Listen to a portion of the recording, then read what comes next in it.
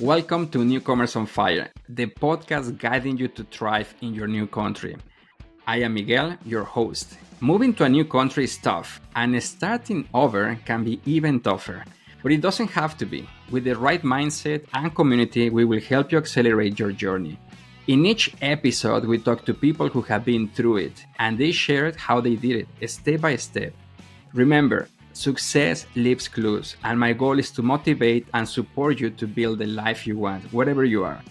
This podcast is just the start. If you want more, you should check out our community. That is where the real magic happens.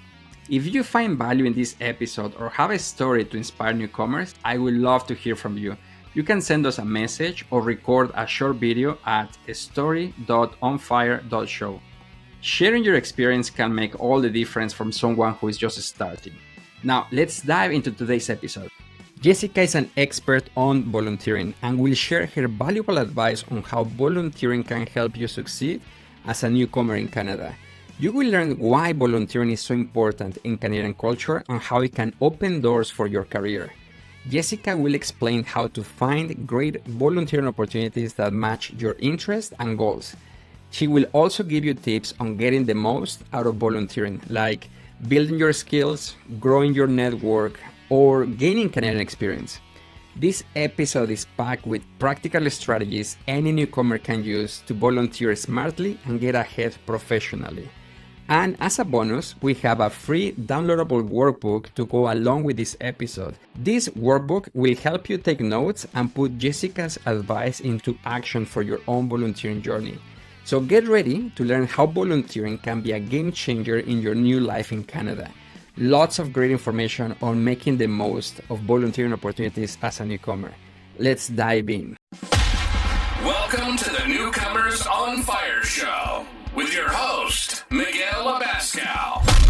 Listen to people like you sharing their journeys, struggles, and their breakthroughs. Be ready to be inspired to take control of your time, career, finances, and future. Fulfill your potential. Become the person you're meant to be and make your dreams a reality. Welcome back to another episode of Newcomers on Fire. I'm super excited because today we have Jessica. Jessica, how are you today? I'm great, thank you. Thanks so much, Miguel, for having me on your podcast. Oh, I'm super excited because I think you are an authority in terms of what volunteering in Canada means. So, of course, without stealing your thunder, can you just tell us more about who is Jessica, a little bit about your background story? Yeah, so my name is Jessica Peng Parks. So I am an immigrant, but I immigrated when I was very young. I believe I was about 3 years old with my family. So we first landed in British Columbia. And when I went to graduate school, I came out to the Toronto area. And I like to say that I'm stuck here now because my husband's from this area. Uh, so when I finished graduate school, I really wanted to work with people. And that landed me in the volunteer engagement space. So in Canada and in mostly other Western countries around the world, but I've seen volunteer engagement professionals also in Nigeria and Hong Kong. And I see that this is a profession that is growing because the nonprofit sector is what they call the third sector in the UK, but outside of corporations and government, this is another place where people work and the functions of society hum along. So, as volunteer engagement professionals, we are the people who put together the strategies, the processes, the resources to engage people who want to donate their only non renewable resource, their time. And in Canada, volunteering is something that is integral to our way of life and our community. And in some provinces, like Ontario, it is part of the education requirements. So to graduate Right. from high school, yeah, the teens have to finish 40 hours of community service, which usually means volunteering.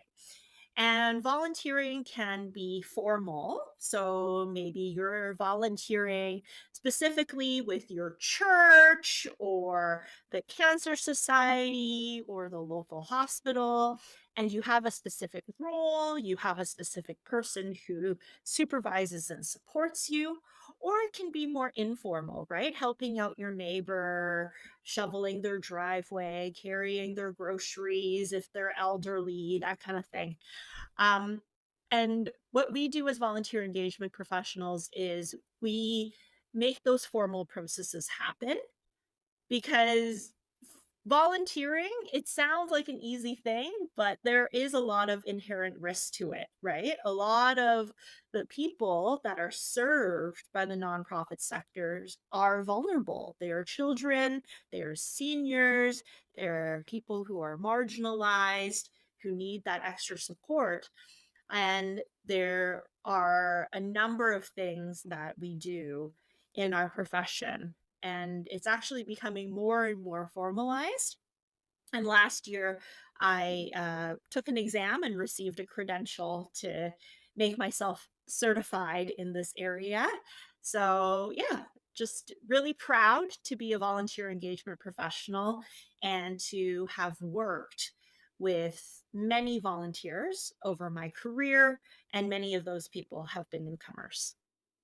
Wow, I'm telling you, your story is incredible. I think just to provide more context, we met back in 2016, I believe, Yeah. and you were doing a great job at the organization called Volunteer Toronto. Yes. And actually, in that year, I got an award as well as Yeah. the Volunteer Toronto Legacy Award 2016. And I can tell you my story that in Mexico, volunteering is more like community service, like Hmm. social service. Like you do something just to serve the public in that Hmm. way, no? But in Canada, it's quite different. I have never seen something like this in other countries that I also travel. Here is it's part of the culture. I think Yeah. I don't have the most updated statistic, but I believe like a significant proportion of Canadians and newcomers volunteer the time on a yearly basis.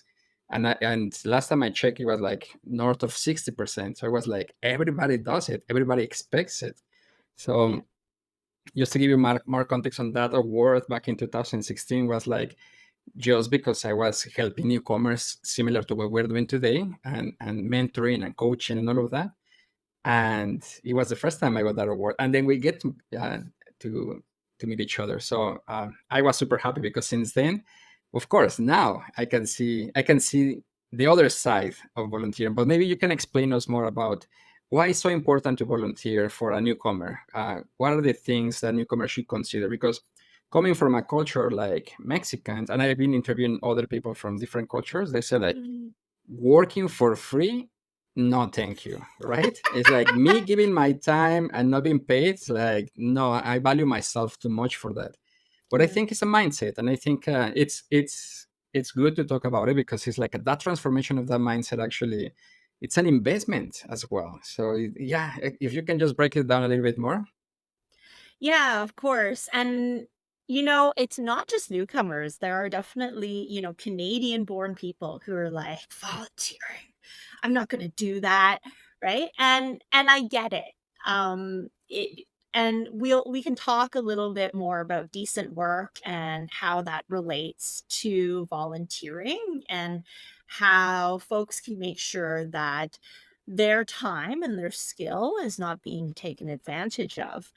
At the same time, volunteering is a way to build your skills and your networks and to really get to explore career opportunities that maybe you didn't have back home, right? It's a sector that you were, thinking about coming into, you want to see what it's like, you want to meet some people, but you're not quite sure. And volunteering is a good way to do that because it means that you are not having to invest your full time life into something new, right? But you can take that opportunity to explore, to build some skills and learn what you like, what you don't like. And along the way, meet some people who might be able to help you, who might be able to connect you to other people who care, So who true. would be able to vouch for you if you're, applying to a job and you need confirmation from somebody that you have those skills, that you have the expertise that is needed. Even simple things like you're punctual and reliable. That's really helpful in those situations. 100%, because when you're starting from scratch, no one knows you and no one can even vouch for you. So, how you build that? Through experiences, a portfolio of activities and projects, and so much. But I think all the people that I have interviewed in this podcast, I have not met one that says that volunteering is a waste of time or that is not an investment on your future. So everybody says like it's the best thing ever. People got jobs through volunteering, Yeah. got connected through different networks because of the same work and the same effort. But you touched something really important. You mentioned decent work and being respected for the time and their worth. So maybe just explain a little bit more about as a newcomer, we Hmm. have time sometimes because we're looking for a job. Yeah. But at the same time, you're looking for a job that is a full-time job and you're volunteering. What are your recommendations in terms of like managing all of that? Because people say like, well, once I'm settled and once I'm successful and once I'm there, I can give my time and pay it forward. So what is your opinion on that? Yeah, I get that. I think the first thing is to be careful about where you are looking to volunteer and what kind of work you are being asked to do by the organization that you're interested in helping.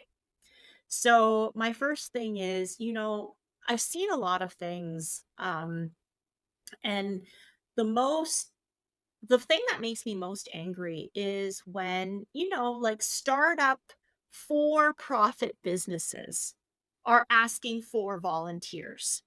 Right. And and they're not even offering like equity, it's literally just like, we're a startup, we're looking for volunteers, come work for us for free. And of course, your title, your responsibilities are going to be very high up and look very impressive. But you have to think that, like, what are you getting out of that experience? Someone is profiting off of your labor without compensating you. They are compensating you with a reference or, exposure. And I've seen this. My brother is a musician, and I see this, sometimes there will be restaurants or bars that will say, "Oh, if you're a musician, come play for us." Okay, what's the compensation? Zero. You will get exposure to I our know clients. That's that's not okay. So that is a dark side of volunteering. yeah. So that's where I have to say, be careful about who is asking you to give away your time for free, right? If it is in Canada, we have registered nonprofits and registered charities. Um there are, registration numbers involved with that. If you go to a place like Volunteer Toronto or, Charity Village and you're looking for volunteer roles, right? Those are more likely to be affiliated with organizations that have a nonprofit or charitable focus because they have been screened to an extent. So that's the first thing I would recommend. The second thing I would recommend is really think about what you're being asked to do. And don't be afraid to ask when you're talking to the organization about the role. Don't be afraid to ask, okay, is this something a staff member used to do? And sometimes you might hear, oh, yes, yes, we used to pay someone to do this, but now we don't have the money, so we need someone to do it for free. Yes. That's not Right. okay, right? And you may think, oh, well, maybe if they get money again, then they will pay me to do it. But why would they pay you to do something that you're already doing for free? S- Exactly.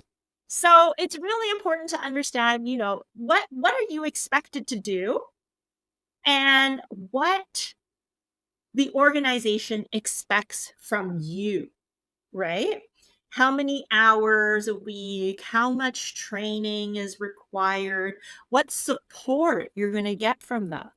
And there is a really helpful document out there from Volunteer Canada. It's the Canadian Code of Volunteer Involvement. And in Oh, that wow. document, it outlines that volunteers both have rights and responsibilities. So that's really important to understand, when you're looking at a volunteer posting and you're deciding, is this right for me? And you're having those conversations. Maybe they've asked you for an interview.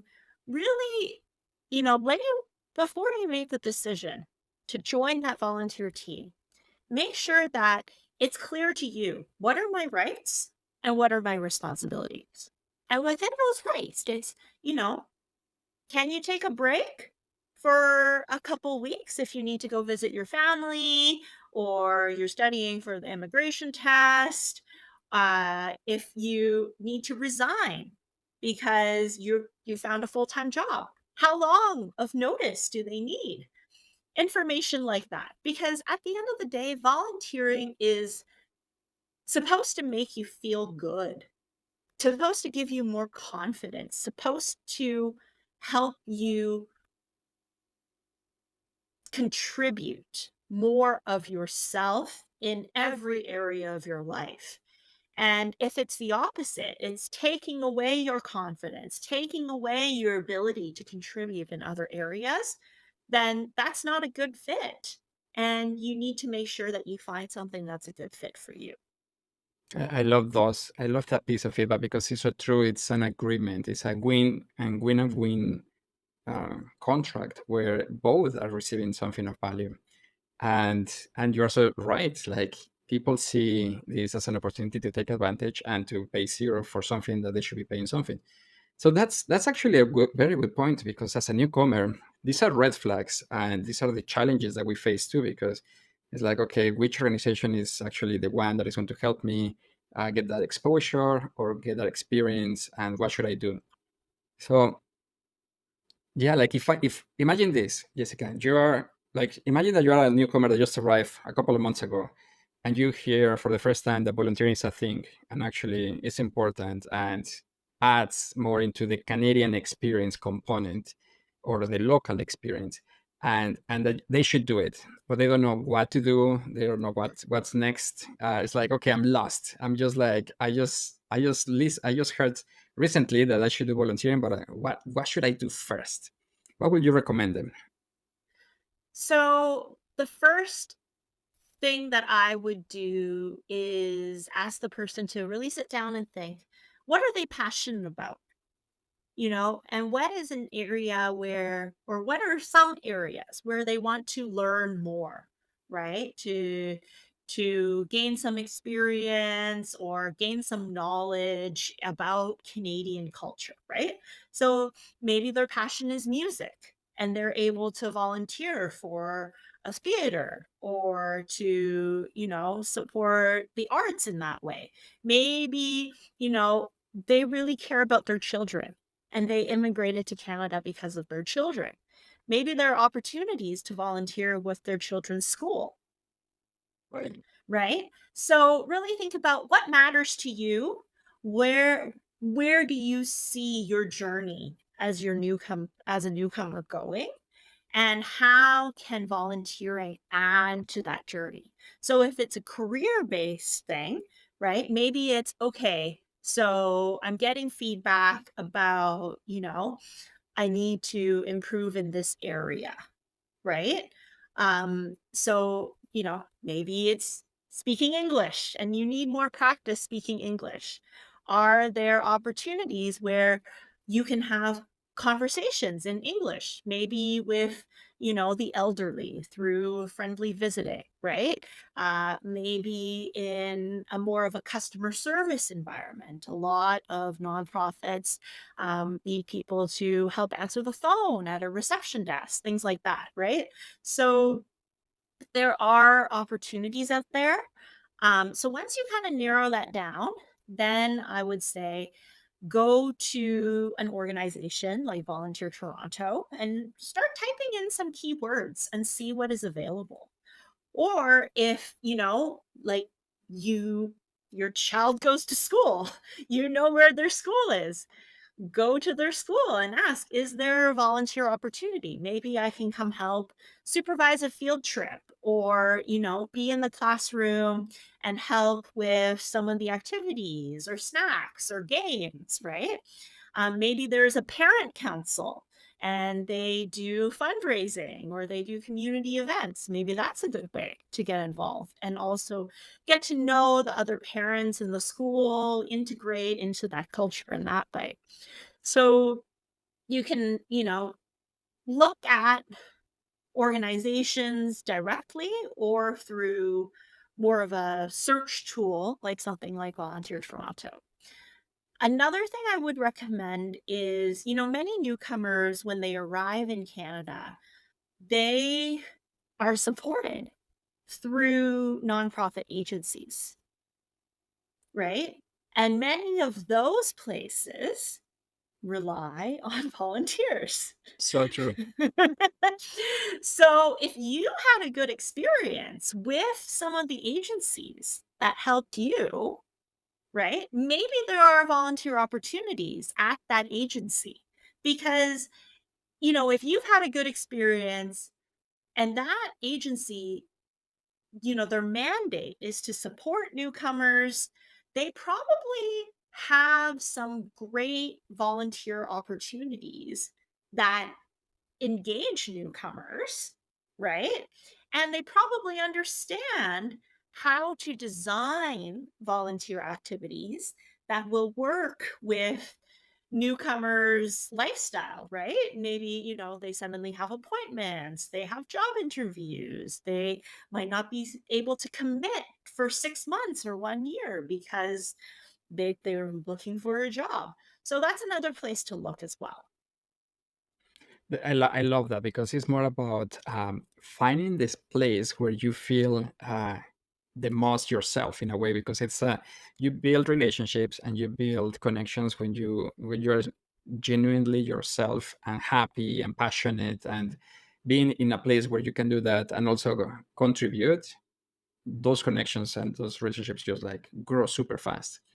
And instead of just like, oh, you know what, I need to be a project manager, I need to volunteer as a project manager, which organizations are a project manager, volunteer driven, and then being taken advantage of because I just need to have, 4 months of experience, which there are many. So again, yeah, you need to be careful just because I think at the end of the day, you gain experience, Yeah, but maybe you can be more strategic and leverage that experience to signify even more. exactly. A quick break to thank the sponsor of the show, the Professional Growth Wheel Assessment. Are you looking to bridge the gap between where you are and where you want to be professionally? Then you need to try this tool. This is a confidential assessment that helps you identify your strengths and blind spots across 8 key drivers for professional growth. In just 5 minutes, you will get your unique growth wheel showing exactly where you are thriving, where you may need some work with tailored recommendations. The link is in the show notes. As a thank you for listening to the show, this assessment is 100% free for you. Set your career on fire with this tool. Now, let's get back to the show. How can newcomers effectively communicate their value and worth in terms of engaging with these volunteering activities? Because also, it's not like all organizations are saying like we welcome all volunteers. There is also an application process. I remember going in a couple that I had to apply, and sometimes I was rejected, and I was like, What? I'm giving you my time for free. I have a master's and I have all of this, and you rejected me. Yeah, but then of course, I did something wrong in my application, or somebody did something better. But if you can just tell a little bit more about that. Yeah, I think that's one of the things about my profession that, the public gets confused about. Because yeah, there are people who want to share their time, but organizations, and when we're there, we're looking through, what is the need of the organization? And then what is the profile of the people who want to be in this role, right? And it's not necessarily that you did something wrong. It could just be someone else's profile was a better fit. And that's, Right. very similar to a job application. But Exactly. but I get it. Like volunteering is like, I'm working for free. What do you mean you don't want me? So the Yeah. first thing I have to do is apologize on behalf of the nonprofit sector, because one of the things that my colleagues and I have seen a lot is that there are sometimes, organizations that will say, we need volunteers, come volunteer with us today. And then, people apply and they never hear back. Hmm. And that is something that my colleagues and I are really trying to change, because there is a customer service element to engaging volunteers, right? And that's something I'm very passionate about. And I believe that if someone applies to volunteer or if they show interest, they should be responded to no matter what. And they should have, a positive experience with the organization, whether or not they are a good fit for the volunteer role they're looking to do. Now, in terms of why someone might get rejected, or I would like to say redirected, because I would hope that the organization, if it's saying, okay, you were not the best fit for this role, however, these are some other things you can consider. And these are some other ways to support the organization. Again, that's something I'm very Right. passionate about. Have not seen the best things, but I think as a sector, we're getting a bit better. I would say that I think it's helpful to look at the role and look at the role description again and really think, okay, what were they asking for me to do? And, were they looking for someone who already has a lot of experience? Or are they willing to train and support more closely someone who doesn't have the experience yet? Right? So that's one thing. Another thing to really consider is the the organizational values, right? So perhaps the person that they chose is someone that already volunteers in another role, right? And they didn't know that that person was interested. It's also, good to look at the organizational values versus your own values. And you can even, just like a job interview, you can ask for feedback. True. If you Yeah. do an interview with a volunteer organization, you can ask for feedback, and that might help you in the future with your job interviews. So if, you did an interview and they say that you weren't the one selected, maybe they can give you the reasoning of, oh, there was someone whose schedule was a better fit for what we wanted, right?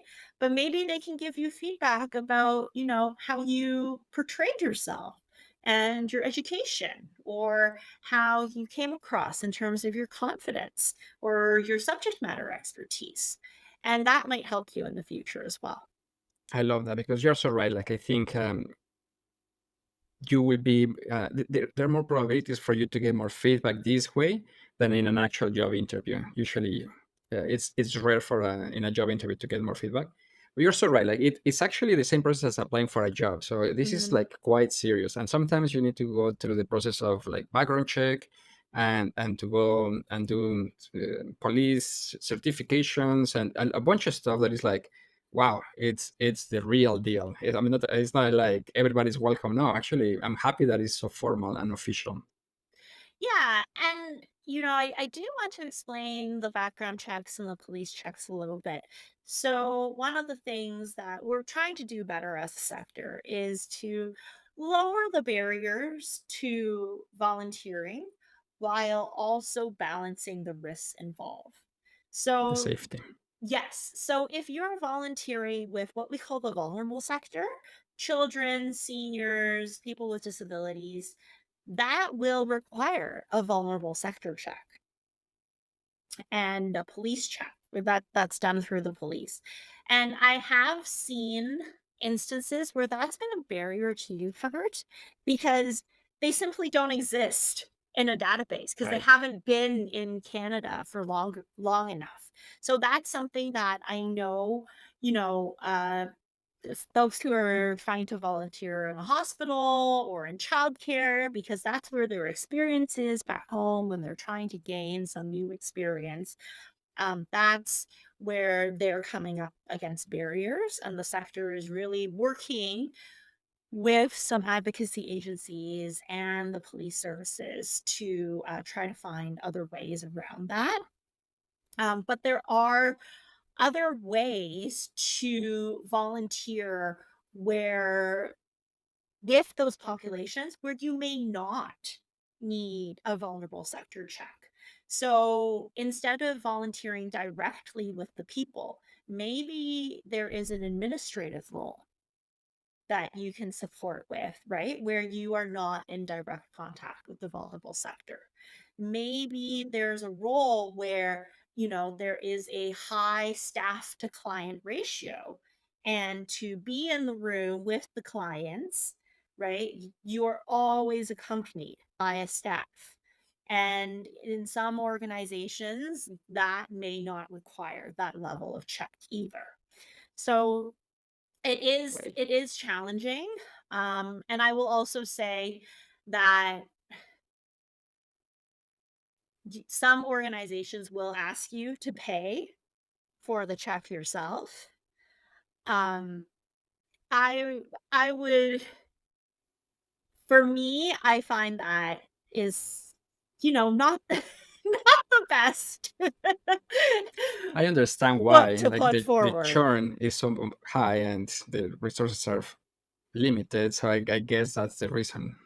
Exactly. And if you do a check with one agency, usually you should be able to access that check and it will be Yeah. valid for a certain amount of time and you can take it to another agency. Yeah. Yeah. I still have a couple that I did back in the day. Yeah, And it's pretty cool. I get my certificate from police, like, oh, my background is clean. Oh, good to know. exactly. It's like I knew that it was clean, but I was just worried that maybe something comes up. But um, you have been working in this sector for a while. I think over 13 years, Yeah. and you are doing amazing. Thank you. Congratulations! Because I was looking at, and you have a bunch of awards. I think one is called the Alison Kerr Young Leader Award, and then another one that is called Volunteer Management Professionals of Canada Exemplary Leader of Impact Award. I think that award is super long. So So tell us more Jeff, about, I know, tell us more about those awards, what they are they, why they're important, and also if you can tell us more about the non-for-profit sector in Canada and what is great about it. yeah, so I'll start with your first question. So both those awards were given to me by professional associations that I volunteered with. So that's another area for newcomers. If you are in a certain profession, right, be it an accounting or project management, there are professional associations out there that will support you in your sector. So in Canada, we have professional associations for leaders and volunteers, and I've been part of those professional associations and I've done leadership roles in those professional associations. So between, my professional work and some of the volunteering that I've done, I was nominated by colleagues who felt that I should get these awards, and Like you I are feel awesome. thank you. Yeah, and I feel very blessed that I was selected to win the awards. So that's part one. Part two, in terms of the not-for-profit sector in Canada, it's big. And just let me pull up my stats here. Um, and I do want to say, in terms of newcomers who work in the sector, there is a stat here, right? Almost half of the nonprofit sector workers are immigrants, and Wow. nearly a third are racialized. Some other stats from this report. The nonprofit sector's workforce is older and more highly educated than other parts of the economy. Women make up more than 3/4 of the nonprofit sector's workforce. And here's the sad part, which I think newcomers should be aware of. The average annual salary Yes. for Oh those no. working in nonprofits As of what, is 2020? well, this report was published, I think 2020. When was this published? It was either 2023. Oh, fall 2022 was when it was published. Okay, it's quite recent. Yeah, but it's low. It's much lower if you're working in the not-for-profit sector. So depending on what type of not-for-profit you work for, your average salary is between, $2,500 to almost $20,000 lower than the rest of the economy. Yeah. And in the not-for-profit sector, something that folks should be aware of is there's a lot of contract work, Right. because funding is sometimes given 1 year after the other, and funding is not guaranteed. So sometimes funding is given for, 3 years, 5 years, but a lot of the time it's 1 year. And the sector is advocating to change that. But And more job security. that means employee contracts are 1 year a lot of the time, right? And there's also a lot of, just part-time work, less pay. And that's, I think, one of the reasons why racialized and immigrant workers end up in this sector, right? Exactly. It's just like, I just need a chance. I just need to prove that I'm really good, and then like just give it to me. Yep. Yeah. And I also think that it's funny because the first person who said this to me, it was a Canadian-born person, but they said, "Oh, to work in the non-for-profit sector, your colleagues must be so nice. What does Everybody that must mean? be so nice and wonderful." And, people are people, right? People Right. who work in the not-for-profit sector, we have good days, we have bad days, we have egos, we Yeah. have challenges. So coming to the not-for-profit sector, it doesn't mean that everybody is going to be nice and understanding.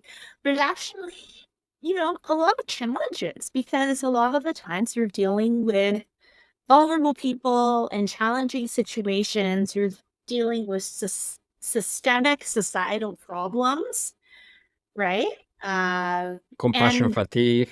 yes, compassion fatigue is exactly the phrase I was searching for. Is, you can get burnt out, and that's another thing in the sector that is really being researched right now. But it's not all bad. So I Exactly. have to So say, that is the great part. Oh boy. but it's not all bad. I think, like, there is a greater meaning to your work, Right. right? You wake up in the morning and you know that what you're doing is not just, increasing shareholder value. Yeah, and I can relate to that. I see a lot in terms of people that I know working in the sector that they are so happy. Yeah. Like, of course, to your point, like there are people and they also have bad days, but they see themselves working in a meaningful way, transforming people's lives. So it's like, yeah, oh, that's amazing. Yeah, and you build some really amazing relationships through working in the Yeah, sector. Like Miguel, I wouldn't know you if I were not in the not-for-profit sector. I probably so true. wouldn't know you, right? So I think for me, the relationships is what has kept me in the sector for so long. And I see that's what's kept a lot of others in the sector for a long time. I also do believe that the sector is doing a lot more in terms of things like equity, diversity, and inclusion, and being, very mindful about how they do that because they see that if they're doing that work for their clients, they also need to integrate it into their employee culture to make it successful. So that's another very positive thing. Another very positive thing that I like about the not for profit sector is yes, the salaries are lower. However, generally you get more time off. Uh, so, pretty much every place that I have worked, the week between Christmas and New Year's, Yeah, everything is closed. You are not true. the whole organization is not expected to work. Now, if you're working for, a bank or another Hmm. corporation, maybe even the government, that's not going to happen. So, what Yeah, you don't get in money, you do get in time. And maybe that's why there's so many women who work in this sector. I don't know because, we want to spend more time with the family, good point. maybe. But yeah, that's another thing. So I love that. It's and you're right. It's a very important sector. It's unfunded most of the times, and a lot of the different initiatives that are amazing die after a year just because the grant didn't renew, or the person that was approving it, some political change, and then there is no more of that. So there is a lot of like pivoting and being fluid, and always managing a lot of things on the go. One of the things that I admire about you, I admire a lot of things about you, but one of the thanks. ones that I'm like, wow, I need to be more like her, it's time management. Okay. You do really well. I remember we did an interview for your blog, and Okay. you were like super good at, like, okay, I'm going to be sharing these details. Here is where we can work. Here's the day for um, the interview, and then this is going to go live this time. And then when I was inviting you to come over and share your experience here in the podcast, similar situation, I was like, oh wow, she got it together. So it's like, how you do it? I'm just so curious. Well, Miguel, I think we were talking a little bit about Fireflies, which is the tools that you introduced me to. It's an AI tool that produces a transcript as well as a summary of a conversation that you have through a video chat. So I actually think I wrote that blog piece so quickly because everything was there. I was able to Yeah. just, go back to our conversation and pull out the right pieces fairly easily. Um, but yeah, I think time management is something that I've really worked on over the years. I'm someone who I think people would casually say I'm a type A personality. Like I really want to achieve. I want things at a certain standard, and Yeah. and sometimes it drives people crazy, okay? But I love it. but sometimes it drives me crazy too because, when I was younger, I would always feel like something was not good enough. Mhm. Like I needed to spend more time, spend more effort to make something even better. And in Chinese, we have this phrase. It's called 画蛇添足, and it's draw a snake, add legs. And it's like an ancient proverb where, there's this a drawing contest where everybody needs to draw a snake. And the guy who finishes first, he's drawn a beautiful snake. It's so accurate. And he sees he still has time. Hmm. So he adds legs to the snake. And then the snake is not so good. Okay. Right. Right. So, I keep thinking of that proverb is sometimes you just have to accept when things are at a certain level and you have to set that level for yourself. And maybe it means lowering your own standard of Yeah. what you believe is acceptable. And then, in terms of other parts of time management, I stick to my calendar. I really, I put in deadlines for myself in my calendar. So if I say I'm going to get something to you, I put it in my calendar the day before that this thing is due to this person. And I don't always make it, right? But I am transparent about that. And I find that, there have been times in my career where I haven't been able to meet the expectation or the deadline. But if you have a good manager and you're transparent about what's going on, where you need help, then they will give you the grace. I agree. And you know what? Something that I've seen time and time again is that newcomers are very similar to that type A personality because the system that we have here, which is like you need to have top points, you need to have master's degrees and PhDs and so much experience. Yeah. Yeah, like the newcomers that arrive, including ourselves, is like we are achievers and we are like go-getters, and it's like put me something in front of me and I get it. So and as a newcomer, I can tell you that we have so much on the go. It's like Yeah. look for a job while finding a house and while finding like the school and learn how to pass the driver's license exam. And then it's like a lot of things. And then that's why time management is so critical, especially at the beginning. And even once you're settled, 2, 3 year mark, you still need to do a lot of time management because yeah, I remember living in an apartment without a washing and washer dryer in the Okay. apartments. So I Yeah. had to book time in my calendar to go 2 blocks north to a share facility where I can do my laundry. So things like that also impact a lot. So yeah, I knew that you had a system, and yeah, it's impressive. I can tell you, like I love it. Thanks, Miguel. The I do want to just, tie volunteering back to that because I get it. When you're busy, it's like, can I even volunteer right now? exactly. Right? So, what I would say is if you are super busy, right? You're a newcomer, you have so many things going on. You don't always have to look for an opportunity that is a long-term project or something, you have to be there Thursday 5 to 7, right? There are what we call episodic volunteer opportunities. So in Canada, I'm sure many other places around the world, but we have, fundraising run, bike ride, all these different activities, right? Sometimes you can go just for 3, 4 hours. And it's a good way to get a sense of what these activities are like, right? And to meet other people, have conversations, and those have good opportunities to get involved as well. And from there you might be able to get more involved in the future. But don't feel like, only volunteering for 1 or 2 hours every 6 months is not enough. I think it's something just to see another side of Canadian society.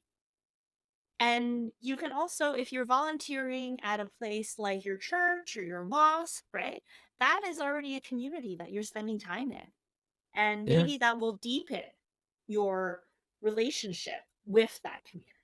So, And I love that because I volunteer at church, I volunteer at food banks, I have volunteered at consulting firms. So it's like, yeah, I can tell you that each one of them gives you so much in terms of like benefits. And of course, sometimes it's more or less than you were expecting, but that's why the communication is so important.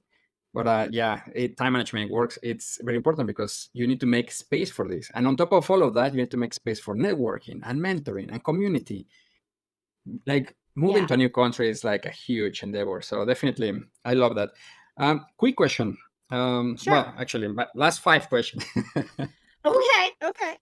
Very quickly. If you had a billboard that every newcomer could see, what would be your message for everybody? You are valuable. Oh, wow. And you drop the mic. I love that. You know why? Because a lot of times newcomers, when I'm coaching or mentoring them, they're telling me like, what can I provide to this executive? Or what should I say to this person that I'm meeting for the first time? I just a newcomer. I just arrived. No? But I always say that it's like you have so much to give, you have so much to offer, your expertise, your background, and I get where they're coming from. Like maybe their confidence is lower, and that's why they are thinking, I don't know, like what can I do to help or do. But I love your advice in terms of like you are valuable. I think we should print that and make it a sticker. I think so. I think they handed it out at customs and immigration, right? Yeah, Like I think when people come to this country, they are doing so because they made a choice to come here instead of somewhere else, right? If they're coming on a citizenship pathway, they applied and they went through so many steps to come here. If they're coming through a refugee pathway, maybe this is where they ended up, but they had to make some choices along the way that brought them to Canada instead of some other place, right? And I think inherently as people, we seek community and we seek connection, and everybody who is part of our society has something to offer to others. So I want to make sure that people don't forget that about what they have to yeah. offer. Just to wrap up, I know so much more. Like you can see, like 2 pages of like questions I wanted to ask you, See, and we you're can so do more of this. prepared. You should commend yourself for your own time management. Oh, thank you. Yeah, but I agree. Like AI tools, I'm addicted. Definitely, I can show you even more. Like, yeah, I'm on the Okay, next level of that too. send me your list. Send me your list. So true. I want people to know more about you because you are incredible. You have a blog, and we did an interview about networking not that long ago. You have done, I think the last post that I read on your blog was about volunteering. Take your time, like Yes, yes, research. yes, So yes. I think it's timely to that for that because it's so true. It's like choosing a house in a way. It's like choose the right house and volunteer there. Or, the right person to marry, right? Like, Right, exactly, exactly. yeah. It's a big commitment. So instead of like choosing any, just choose properly and get advice from the professionals, such as yourself. But I also want to talk about your transition into something amazing, and if you can tell more about what are you doing now, how can people reach out to you, and yeah, all the awesome things that you're doing. Yeah. So I recently transitioned to consulting for not for profits full time. My website is learnwithjpp.com. So, what I do is strategic analysis, I do speaking, I facilitate workshops, and if an organization is looking to revamp their volunteer programming, or they're looking for training for staff members for how to better serve volunteers, or maybe they're a grassroots group like the one that you had started many years ago, Miguel, and they're looking for advice on governance or working together as a team of volunteers, that's all the services I can provide. And I'm happy to discuss other options as well, like writing. I love writing. And yeah, it's been a bit of a scary challenge to transition from working full time for a not-for-profit organization, managing volunteer engagement strategies and leading a team to, really organize volunteer activities. Um, but now working for myself, I love the flexibility. I love the opportunity to meet more people in the sector, not just in Canada, but around the world, and to learn about things that, I've always been interested in. So right now I am actually doing some consulting for an animal welfare organization. And Wow. so they work with foster cats and dogs, and my cat. I people who know me well, they know that I love cats, and my cat Junior is a big part of my life. So I feel very, blessed and privileged to have the opportunity to understand that side of volunteering in a new way. That's amazing. Yeah, and yeah, you're the powerhouse in terms of everything related to volunteering. You're the first person that comes to mind. Is like, oh, for sure she has the answer, because it's a world out there in terms of like everything that you can do, the possibilities, everything. So yeah, I'm super happy that you're doing that. Congratulations on that transition. It's Thanks, scary, Miguel. but to your point, it's going to be amazing. I'm super excited. And I think we are going to be talking more about this in the future because volunteering is so important. Everybody talks about it. So that's why I wanted to bring the expert and to talk about it a little bit deeply. My last question to you is more about the gratitude. It's my gratitude question. Is there a moment, is there a person, is there a community, a group of people that you are grateful for the success that you have accomplished so far? Goodness. That's a hard question. I know. It's hard to pinpoint one person, right? Or one group or community. Um, but I guess I don't thank them enough. So I will say my parents. Yes. They came to this country as newcomers. We came in 1989 or 1990, I believe. And they knew that it was going to be a difficult journey. And they did the best with what they had. And, they, through family reunification policies and things like that, they brought over my grandparents and my aunt from Hong Kong.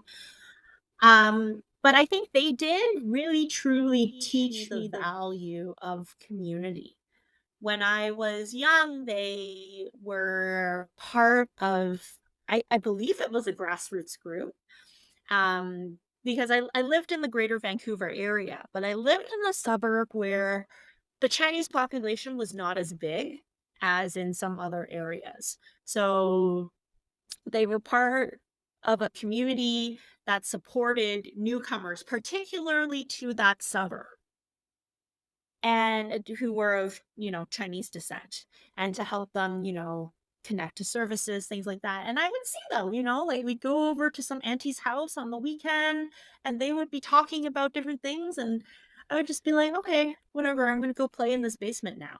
But that stuck with me. And then as I got older, my dad is very into karaoke. Actually, both my parents are. I love karaoke. Yeah. Yes. And, he likes to practice singing. And one of the family volunteer experiences that I remember is that we went to a seniors home one weekend, and my parents and their friends performed a concert for these seniors. And they took requests, and there were these seniors with tears in their eyes. Oh, okay, that was the song they played at my wedding. That was the song Wow. they, you know, and for me and my brother, like I don't know why we went. I think we were handing out snacks or something like that, but like that was a nice moment to spend with our parents and to see how they took something that is a hobby and they turned it into something that just really brings joy to a group of people. So, yeah. That's incredible. Now I can see why you're like so into volunteering. It was since the early days in your journey. So thanks so much for sharing that. And I can tell that I applaud your parents because as there's this proverb that says that the fruit doesn't fall that far from the tree. Mhm. And you're an incredible person. So I can just imagine the tree. It's awesome. So thank you so much. Well, And I have to send them this podcast, so I say you have to listen to the end. exactly. It's the best part. Oh, Jessica, thank you so much. Is there anything else that we didn't cover? Anything that you want to close this off? No, I can't think of anything, but if people are looking for me online, I'm at learnwithjpp.com, and Miguel, just really appreciate you taking the time to interview with me today and all the resources and support that you're sharing with newcomers. I think, there's a lot out there, and it can be easy to be confused, even as someone who's lived here for so long. So true. Yeah.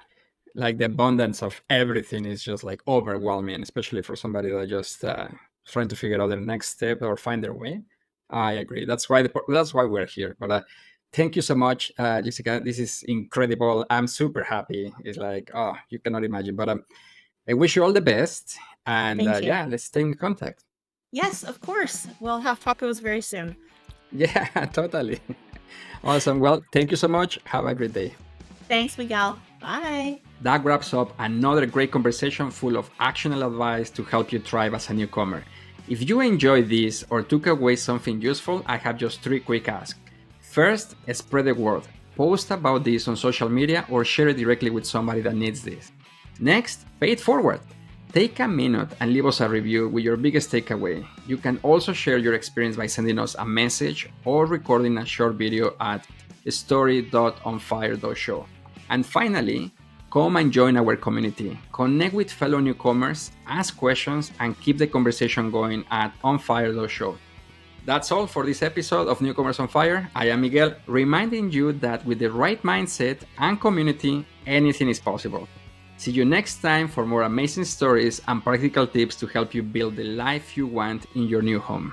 A quick break to thank the sponsor of the show, the Professional Growth Wheel Assessment. Are you looking to bridge the gap between where you are and where you want to be professionally? Then you need to try this tool. This is a confidential assessment that helps you identify your strengths and blind spots across 8 key drivers for professional growth. In just 5 minutes, you will get your unique growth wheel showing exactly where you are thriving, where you may need some work with tailored recommendations. The link is in the show notes. As a thank you for listening to the show, this assessment is 100% free for you. Set your career on fire with this tool. Now, let's get back to the show. We hope you enjoyed this show and that it helps you to find your way or make your way. If you found value, share it with someone who needs it. Until next time, to your success.